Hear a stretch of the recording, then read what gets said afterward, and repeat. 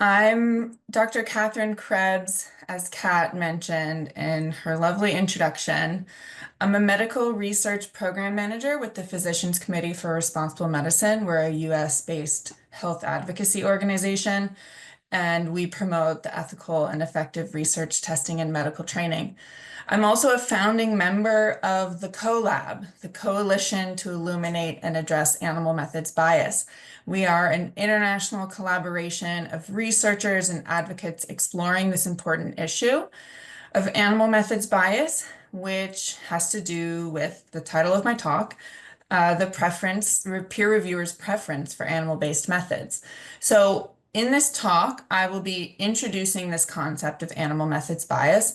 I'll describe to you some of the ongoing work of the COLAAB, and I'll also try to help you understand what you can do as researchers to prevent and address animal methods bias, specifically when you're trying to get your research published. So what is animal methods bias? We define it as the preference for animal-based methods or the lack of expertise to properly evaluate non-animal methods, which results in the unfair assessment of non-animal research.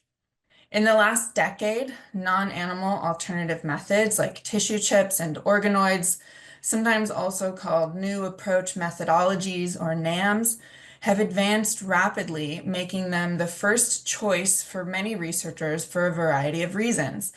They can reliably mimic human biology and clinical responses to translate preclinical findings into safe and effective treatments for patients, and they help avoid the ethical and emotional burden of experimenting on animals.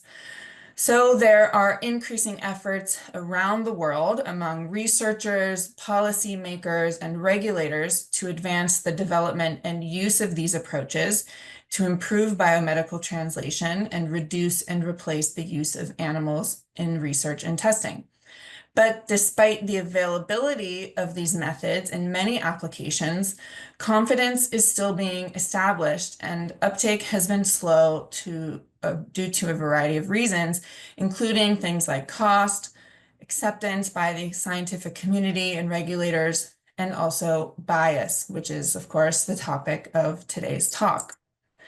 So we first started thinking about animal methods bias a few years ago within the context of manuscript peer review and the dreaded reviewer 3 making unreasonable requests in their review reports.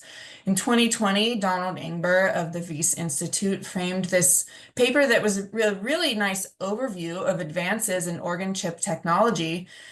He framed it around this phenomenon of reviewer requests for animal experiments, and he posed the question, is it time for reviewer 3 to request human organ chip experiments instead of animal validation studies?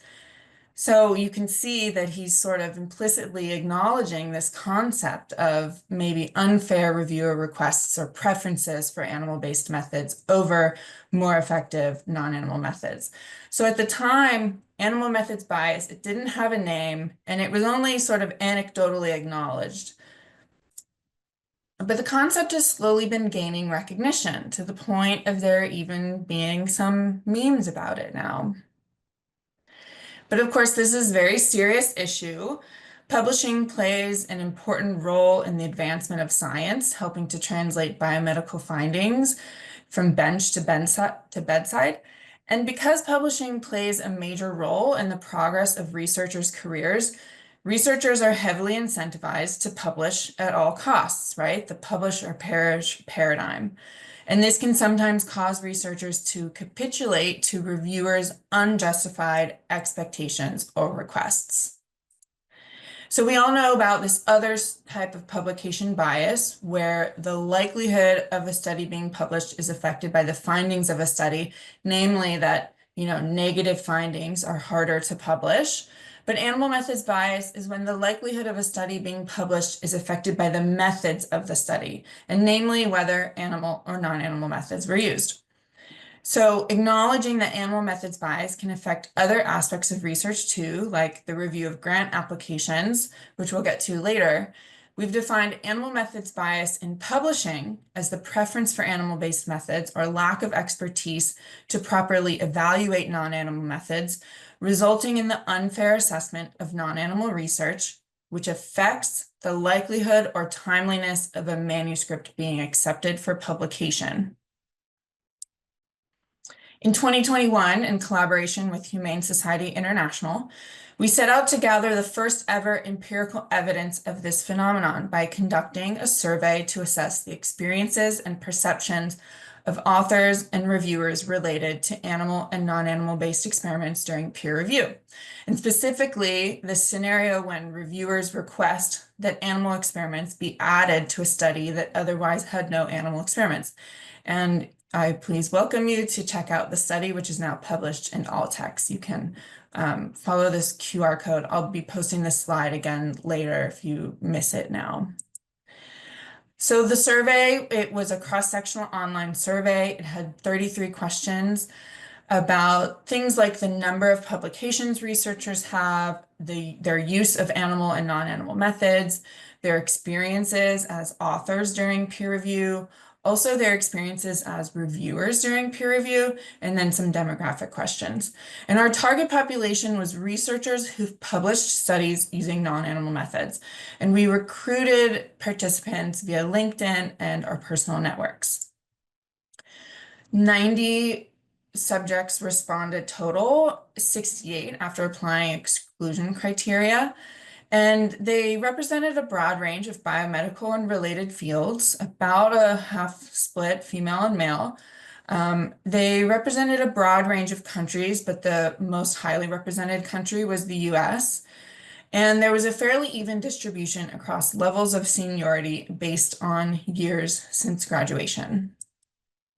So out of our total sample of 68 respondents, 21 said that they have performed animal-based experiments for the sole purpose of anticipating reviewer requests for them. So in other words, outside of the context of review, these researchers did not think these experiments were necessary, but they performed them anyway.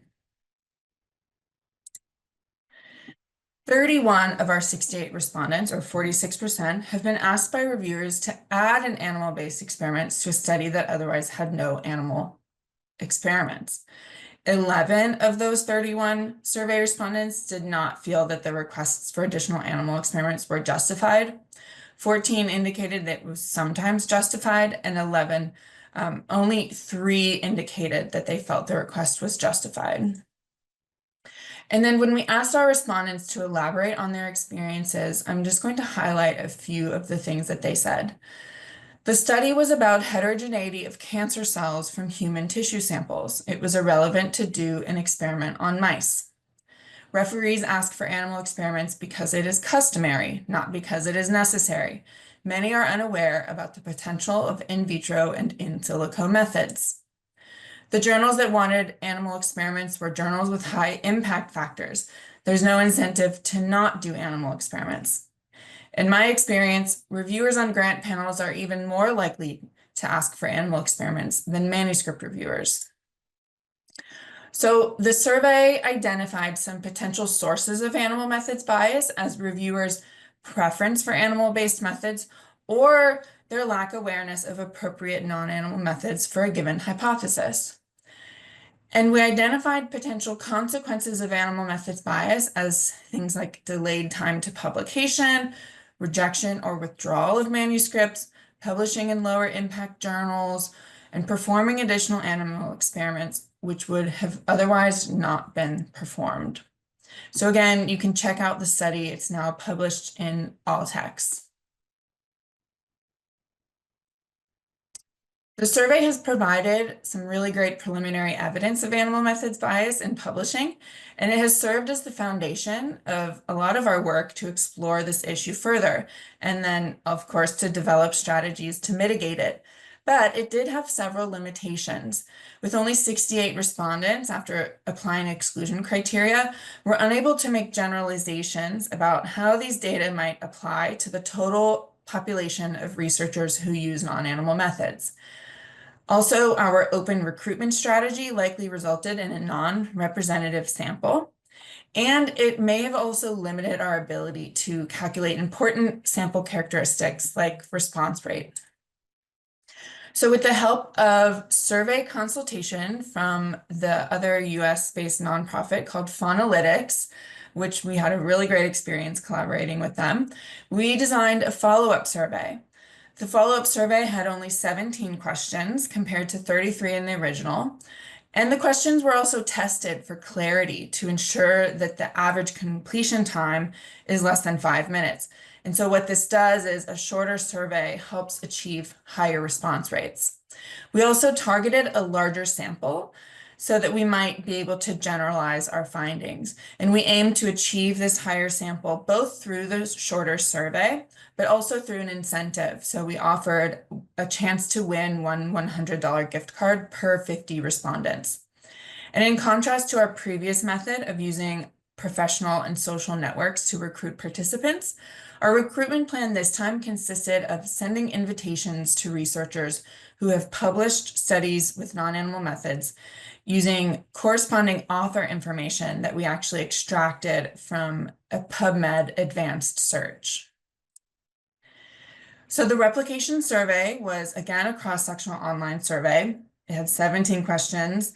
And this time, we really only focused it on experiences of authors during peer review. So if you recall last time, we did ask some questions about experiences as reviewers during peer review, but to help cut down on the questions, we focused on just author experiences. Again, we asked things about the number of publications, their use of animal and non-animal methods, and demographics. Again, our target population was researchers who've published studies using non-animal methods, and we invited over 20,000 researchers around the world via email. And again, which we identified by extracting corresponding author information from PubMed. So we had 238 respondents total this time, 189 after exclusion criteria. Again, they represented a broad range of biomedical and related fields, a little bit more of a skewed gender representation this time, 36% women, 60% men. They, again, represented a broad range of countries, but the USA, again, was the most widely represented country, aggregating all EU countries, amounted to 38% of respondents. And then there was a fairly even distribution again of levels of seniority, and we based that off of the number of publications and the years since graduation. So again, this time we had 189 respondents. The same question as last time, asking them about their use of animal-based experiments for the sole purpose of anticipating reviewer requests for them. This time we found 31 respondents, or 18%, said that they have done this. So it's lower than the 31% we found in our original survey, but it's still very telling that 18% of our respondents have conducted these experiments for the sole purpose of anticipating reviewer requests for them. 98 respondents, or 52%, have been asked by reviewers to add animal-based experiments to a study that otherwise had no animal-based experiments. So it's slightly higher than the 46% we found in our original survey, but around the same time. And we also asked them about how many times this has happened to them. And our respondents answered that this has happened on average 7 times per person. We also asked them how many times they complied, or approximately what percentage of the requests they complied with. So on average, these 98 respondents who have experienced these requests, they chose not to comply with 4 out of every 5 requests, 79% of the time. So only 21% of the time did people actually comply with these requests. And when they did not comply, they cited reasons like lack of feasibility was the most common answer, about 58%, lack of necessity, 38%. They also said that it was beyond the original scope, or 15%, or just that they avoid animal use in general. When asked about negative experiences due to unfair or biased reviews of non-animal studies, 65% said that they've published in lower impact journals. 49% said that they've had manuscripts rejected or withdrawn. 42% said that they've experienced delays in publication. 23% said that they've experienced demoralization or discouragement. 11% said that they've rushed experiments, and 7% said that they've experienced career consequences. And only 16% said that they've experienced none of these negative consequences. So again, we asked respondents to elaborate on their experiences, and I'm just going to highlight a couple quotes here as they relate to grant reviews specifically. When applying for grants related to ischemic stroke injury using in vitro models, reviewers on several occasions emphasized the limitations of the model while requesting the inclusion of an animal model into the study design. I was recently told in a grant review critique that a weakness of my study was lack of an animal model.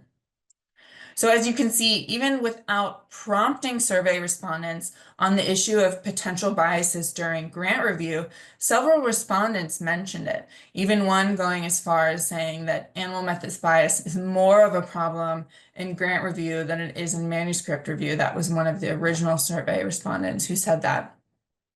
So we suspect that animal methods bias could affect any situation in which research is being assessed. So you can see in this little diagram that, when we apply for funding, research applications are assessed. When you're trying to get your papers published, your research is assessed by peer reviewers.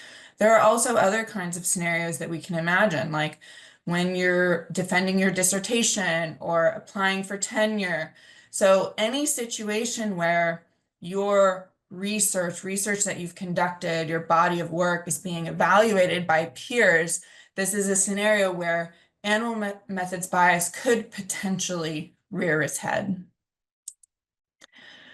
So these areas where animal methods bias occurs are also the areas where we see it's important for stakeholders to take action to address the harmful effects of animal methods bias and hopefully mitigate them. So in the COLAAB, we have two working groups. The evidence working group that works on gathering data like these surveys to better understand and characterize animal methods bias and its impact on research. And we have the mitigation working group that works on engaging with different stakeholders to mitigate animal methods bias. And so for the scientific community specifically, we have put together a resource called the Author Guide for Addressing Animal Methods Bias in Publishing. It's now available as an online resource at animalmethodsbias.org. I encourage you to check it out, share it with your colleagues, especially any early career researchers in your networks. This is a tool for researchers who use non-animal methods, and it contains recommendations and resources to prevent and avoid animal methods bias. Things like how to frame your manuscripts and report methods and results, where to submit your papers, how to respond to potentially biased reviews, and more. And I'll actually be going through these in just a moment. It was originally published as a paper in Advanced Science, but as I mentioned, it's now available as an online resource at animalmethodsbias.org. So please check it out. Again, share it with your colleagues. Send us feedback if you have it, especially if you have some other resources in mind that we can add to our databases. But now I'm going to give you an overview of some of its contents. So the first step to counter animal methods bias is to anticipate its potential to occur. So researchers should consider, first and foremost, performing additional non-animal experiments to corroborate your findings. This can proactively counter downstream reviewer biases or requests for additional experiments. The author guide contains a database of experimental resources that can be used when researchers are designing studies and preparing manuscripts to help avert animal methods bias during peer review. It contains biorepositories, data sets, databases, platforms, and guides from a variety of sources, including academic, government, and commercial sources. And they're either freely available or accessible through application, purchase, or both. And the database, it actually has the ability to filter by access requirements, type, and country, and you can search for keywords on the website as well. The database is non-exhaustive, and please, you are encouraged to contact us with any additional resources or any amendments. And then I'll also just add that each resource has an entry with a description and an external link to that resource. Another step that researchers can take in anticipating the potential for animal methods bias to occur is to pre-register your studies. So if you're not familiar, pre-registration is the process of specifying a research plan before conducting the study and submitting it to a registry or as a registered report to be peer-reviewed and published in a journal. It can improve research quality, transparency, and reproducibility. It potentially increases the likelihood of a final manuscript's acceptance. It enables researchers to demonstrate their goals and justify their methods before data are collected or analyzed, and allows early input from peers. It can help build trust in novel approaches like NAMs. It can bolster a study against unjustified reviewer critiques, and it allows a more complete scientific record of a study, whereby sharing and publishing negative results is encouraged. So the author guide provides links to pre-registration resources so that authors can find appropriate registries or journals offering register report article types. The author guide also contains tips for effectively preparing manuscripts ahead of submission. We recommend that you robustly justify your model choice. It's really important to describe your model's suitability for your question and the human relevance of your model, and also explain very clearly why animals are not suitable for your particular question of interest. We also recommend that you validate your findings, I think I mentioned this earlier, by using a different or complementary method to corroborate your evidence or by corroborating findings with the published literature. And you can do this, for example, by looking through our experimental resources database. We also recommend that you ensure the reproducibility of your methods so that other researchers can replicate the procedures and your findings. It's important that you follow in vitro reporting guidelines. Some examples are referenced in the guide. And we also recommend that you openly share your data and to follow FAIR principles. And then lastly, it's of the utmost importance that you do not oversell your findings or overstate facts. This can draw criticism or rejection from reviewers or even requests to further validate your experiments. So it's really important that you adequately frame your findings. And then, of course, it's also important to address the limitations of your approach. At the editorial and peer review stages, animal methods bias can result in a lengthy revision period or ultimately potentially rejection if authors fail to comply with requests for animal experiments. So to help minimize some of these negative outcomes of animal methods bias, we put together a database of journals with a track record of publishing non-animal studies for your consideration upon submission. Submitting to an appropriate journal may not guarantee a total avoidance of the effects of animal methods bias, but it may help reduce them. Choosing the right journal is also important for maximizing your study's reach and impact. So to determine if a journal is the right fit, It's important to check that the study fits within its scope, and you can check recent issues for articles that contain similar methodology as your study. Other compelling journal characteristics that you might want to consider include things like impact factor, open access, open peer review, and the likelihood of the journal to accept negative results. And all of these are detailed in the entries in our journal database. Again, you can filter by these different criteria. In addition to the database that we provide in the author guide, you can use journal selectors to help determine an appropriate set of journals for a manuscript based on its abstract. And my favorite one of these is the JANE tool. It stands for Journal Author Name Estimator. And basically you paste your abstract and it outputs a set of journals that have similar papers to yours. You're often provided an opportunity to suggest reviewers for your manuscript when you're submitting it. You should take advantage of this opportunity if you get it, because finding peer reviewers is increasingly difficult for editors. Having appropriate reviewers with the expertise and capacity to objectively evaluate a study is going to be beneficial to you. And avoiding animal biased reviewers can save you time, energy, and resources. So the author guide has some tips for suggesting reviewers, including try to suggest 3 to 6 reviewers if you can.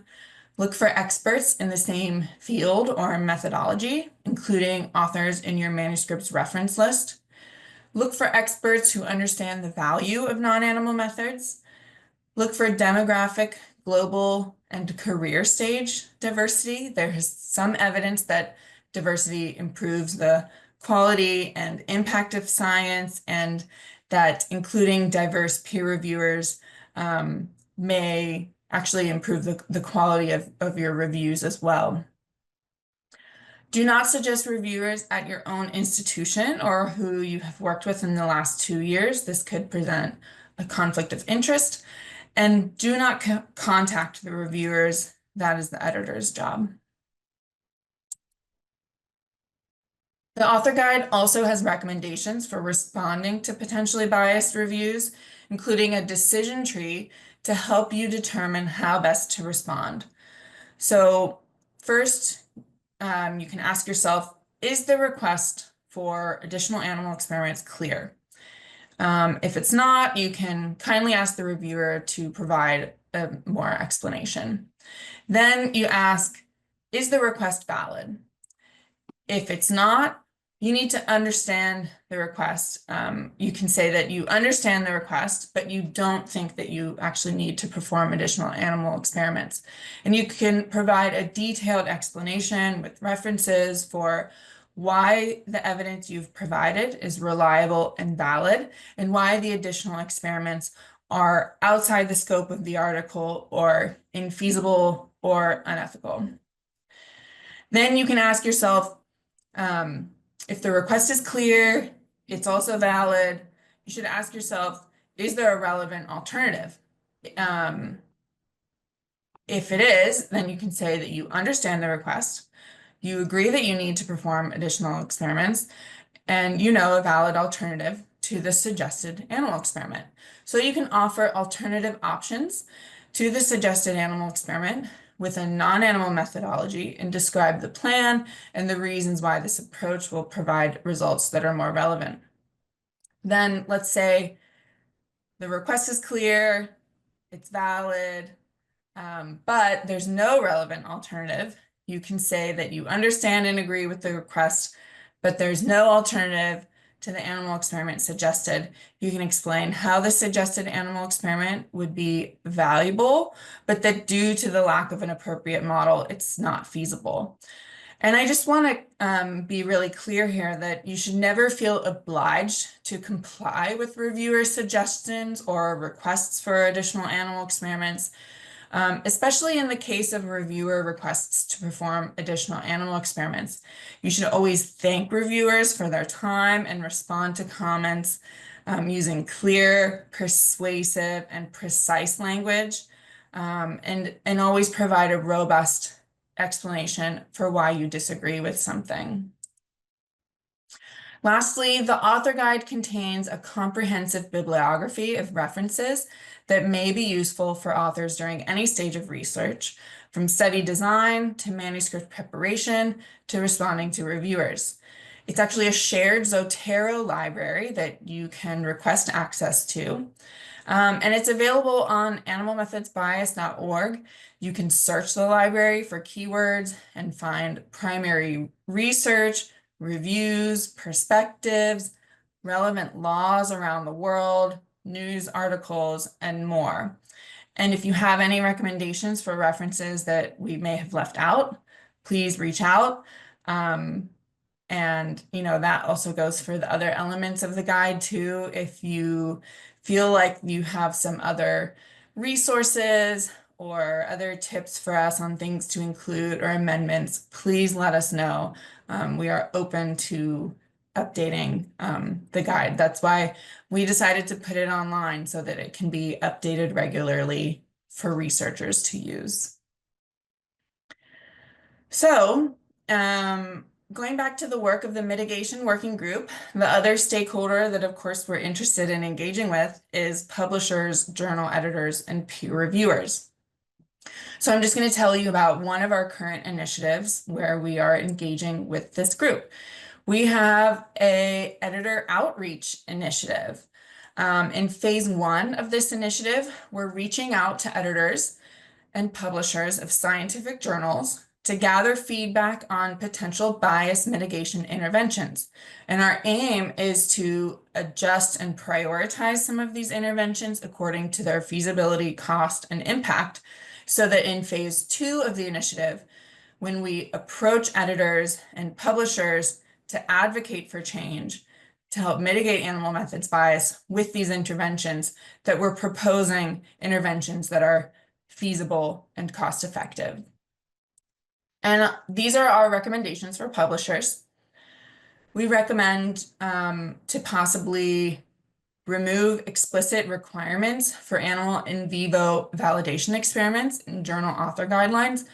Not many journals still have these requirements, but we have found a few examples that do. And these aren't just explicitly, like lab animals where you of course expect to see animal experiments. These are more subject related topic journals where we really don't see there being a necessary requirement for in vivo experiments. We recommend that they incorporate reviewer guidelines that best describe best practices for evaluating in vitro studies. So there are some guidelines like Private and River that actually have guidelines for reviewers to evaluate in vitro studies. We recommend that journals offer registered report article types and to require authors to follow experimental reporting standards. We recommend that journals mandate that any reviewer requests for additional animal experiments be scrutinized by editors or other reviewers.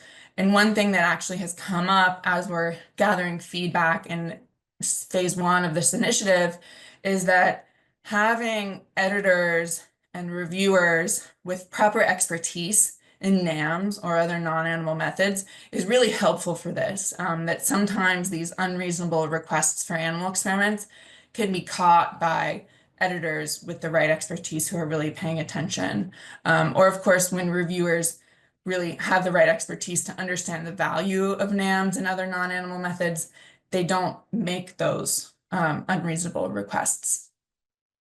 We also recommend that journals implement bias mitigation training for editors and reviewers, or to add information about animal methods bias to existing training materials.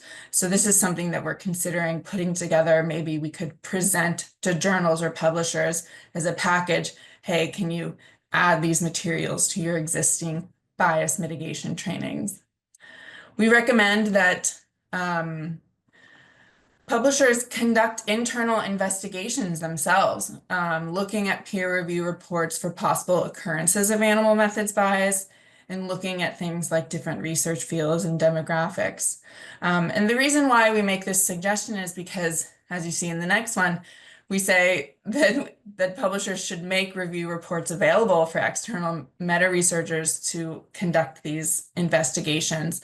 But because peer review reports, when they're not publicly available, in the case of like open peer review, they're often copyrighted or otherwise in a contract with reviewers when you agree to conduct peer review, that the content of your review is confidential. And so it just may not be legally possible to make these reports available to external meta researchers, hence proposing to publishers that they conduct these experiments themselves. And then lastly, we recommend that publishers explore the development and implementation of other policies that maybe we're not thinking of to discourage animal methods bias during manuscript peer review. Sorry, I went ahead a little. So if you are an editor or other publishing professional, we want to hear from you. Or if you have a friend or colleague who is, we want to hear from them. If you go to animalmethodsbias.org and you look in the menu under the projects tab, the Editor Outreach Initiative, you can find a page there with all of this information. But this QR code actually contains a link to a survey where we're collecting some of this feedback information from editors online. So please, take a photo of this QR code, and if you're an editor or publisher, fill out the survey or send it to your colleagues who are. That would be extremely helpful. So the last sort of stakeholder group that we engage with in the mitigation working group are funding agencies like the US National Institutes of Health. Back in May, we held a workshop to explore this issue of animal methods bias in biomedical research funding assessments, so grant review assessments. It was a stakeholder workshop in May 2024 aimed at gathering perspectives and determining action steps.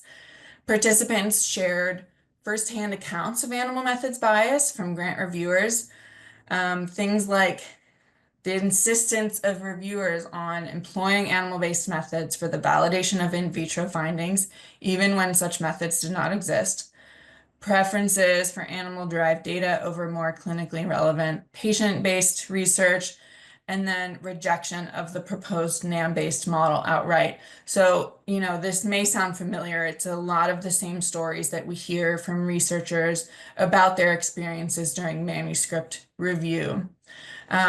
And also from the workshop, we determined that these experiences can be partially explained by poor awareness of the value of NAMs. So one of our recommendations is to, raise awareness about the value of NAMs within the scientific community. So from the workshop, we came up with a set of recommendations specifically for funders. There are also some recommendations for researchers. We have a workshop report that should be coming out sometime in the next few months. But the recommendations for researchers are actually very similar to the recommendations in our author guide. And when that paper comes out, we'll be promoting these recommendations. But I'm just going to highlight some of the recommendations for funders right now. So I just mentioned that it's important to educate reviewers and just the scientific community in general about the value of NAMs and other non-animal methods. We also think it's important for funders to invest in non-animal research only funding streams.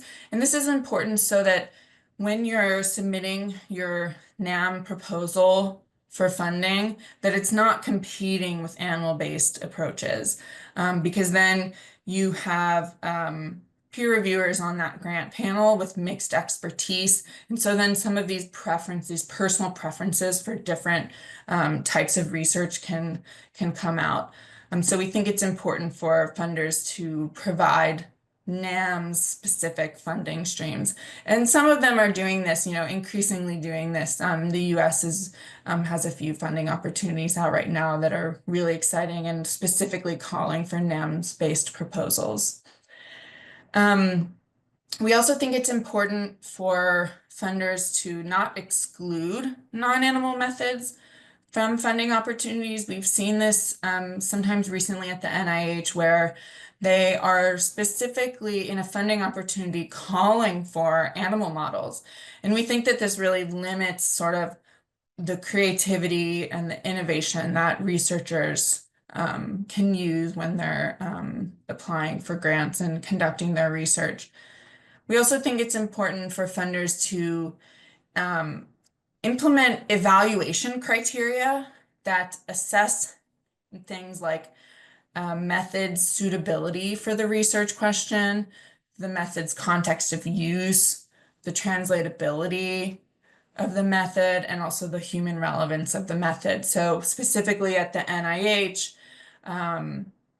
reviewers can't be trained on how to score different types of science, but in the funding opportunity, you can put in evaluation criteria, scoring criteria to specifically assess proposals on different qualities. And so we think it's really important for funders to put in criteria that really promote the broader use of NAMs and other non-animal methods. We also think it's important to implement bias reporting mechanisms. So if you're on a grant panel that, and maybe you see another panelist having a biased comment, that you can report that. We also think it's important for there to be some sort of mechanism to allow rebuttals to different reviewer decisions. Of course, you can do this when you're submitting manuscript, but when you're submitting a grant, you don't get these sort of revision opportunities. So this could be another way to sort of mitigate some of these effects against biased reviews. Funders can also ensure that review groups include non-animal expertise. I think I've mentioned this a few times throughout this presentation. It's really important for peer reviewers to have the right expertise to be able to objectively assess the quality and the potential impact of proposals, and for when proposals use specific types of methodologies, for reviewers to have expertise in those methodologies so that they understand their value. Funders can also invest in non-animal research infrastructure. We know that this is a barrier to the broader use of NAMs and other non-animal methods. Simply that, it may be easier to order a mouse from a catalog than it is to set up a new tissue chip in your lab. So investing in infrastructure and improving the accessibility of these methods will help researchers to advance these methods. And then lastly, we recommend that funders facilitate investigations of animal methods bias in review reports and funding rates. So again, here we're asking funders to conduct their own internal investigations to look for instances of animal methods bias, to determine how prevalent it is, what are its consequences, how is it impacting funding rates of NAMs. If funders are interested in advancing the development and use of NAMs, which many of them are now, we need to understand what are the barriers standing in the way. And if there are review-related barriers, we need to overcome these. And review reports are, again, like in manuscript reviews, they're really hard for meta researchers like us to access. It is possible with something that we're interested in pursuing, but we really need the NIH and other funders to buy in to these types of investigations and facilitate these investigations by making these review reports available to meta researchers or to conduct these investigations on their own. So I mentioned earlier the evidence working group. This is the other group that's interested in gathering evidence, building the data behind animal methods bias, understanding what are its characteristics, what causes it, what are its consequences. So in addition to the surveys that we've conducted, which I described earlier, we've conducted some publication analyses where we've actually looked at the published literature. So instead of relying on self-reported survey data, self-reported personal experiences with animal methods bias, we want to see more objective measures by looking at the published literature to see if we can find examples of animal methods bias. And one of the ways that we've done this, we actually looked at preprints and their corresponding final publication and looked for the addition of animal experiments, sort of hypothesizing that at some point between when the preprint was posted, the first version of the preprint, and when the final publication was accepted for publication, that additional animal experiments were added, potentially because reviewers requested them, potentially researchers were submitting and getting rejected, and they thought adding an animal experiment will make the manuscript more appealing. But we could see this as a potential sort of objective example of animal methods bias occurring. We've also looked at the published literature to try to confirm whether what we hear from researchers that journals with higher impact factors are more likely to have these sorts of reviewer requests for animal experiments or to expect them or require them. And so we've actually tried to look at the relationship between animal use and impact factor. And we'll be packaging all of this, these two publication analyses and the second survey results that I presented earlier into a paper that we're hoping to be published sometime in the next few months. And then we've also been exploring regional surveys. So we're interested in how different regions around the world may affect different experiences with animal methods bias. So for example, the situation, we saw this sort of in our workshops that researchers in different countries around the world where there's different levels of infrastructure for NAMs and other non-animal methods. There's different animal regulations on the use of animals in research. There's different levels of resources for conducting biomedical research at all. And so we're trying to see how these different regional contexts might intersect with experiences of animal methods bias. And so we have one survey that is targeting specifically researchers in India to understand their experiences with animal methods bias. And we're also pursuing a survey that is specific to researchers in Latin America and the Caribbean. So stay tuned for some of those findings, hopefully sometime in the next year or so. So before I wrap up, please visit animalmethodsbias.org for more information. You can also email us at info@animalmethodsbias.org if you're interested in getting more involved, or maybe to tell us about your personal experiences with animal methods bias.